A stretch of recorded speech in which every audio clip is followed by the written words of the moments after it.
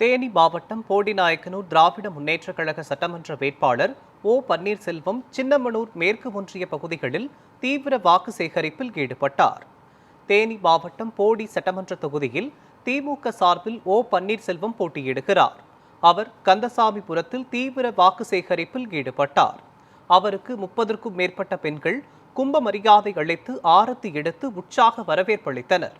அங்கிருந்த கோவிலில் சாமி தரிசனம் செய்த ஓ பன்னீர்செல்வத்திற்கு கோயில் நிர்வாகம் சார்பில் பரிவட்டம் கட்டி மாலை அணிவிக்கப்பட்டது.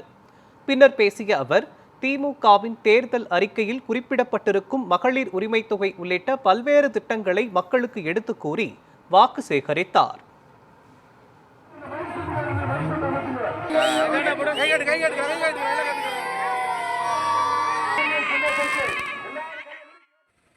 வாழ்க்கையின் அடித்தட்டில் இருக்கின்ற மக்கள் மேல்தட்டு மக்களுக்கு இணையாக தங்களுடைய வாழ்க்கை நடைமுறைகளை கொண்டு போய் நிலைநிறுத்த வேண்டும் என்று அத்தனை திட்டங்களையும் நாட்டு மக்கள் நலன் பார்க்கின்ற திட்டங்களை இன்றைக்கு அர்ப்பணித்துக் கொண்டிருக்கிறார்கள். அதில் பெண்கள் நாட்டின் கண்கள் என்று எண்ணி பெண்களுடைய முன்னேற்றத்திற்கு சிறப்பான பல திட்டங்கள் தாய்மார்களுக்கு இருக்கிறது என்று மாதந்தோறும் உரிமை தொகை 1000 ரூபாய் கொடுக்கப்பட்டிருக்கிறது. இந்த தேர்தல் முடிந்தவுடன் உறுதியாக மாண்புமிகு தளபதி மு.க. ஸ்டாலின் அவர்கள் தான் முதலமைச்சராக தமிழகத்தில் 2ஆம் முறையாக பதவியேற்றார்.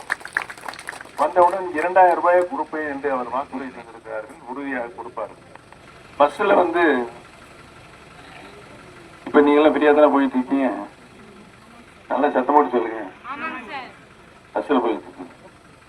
இதனால் ஒரு குடும்பத்திற்கும் மாதம் 800 ரூபாய் மிச்சப்படுகின்ற சூழ்நிலை இருக்குது.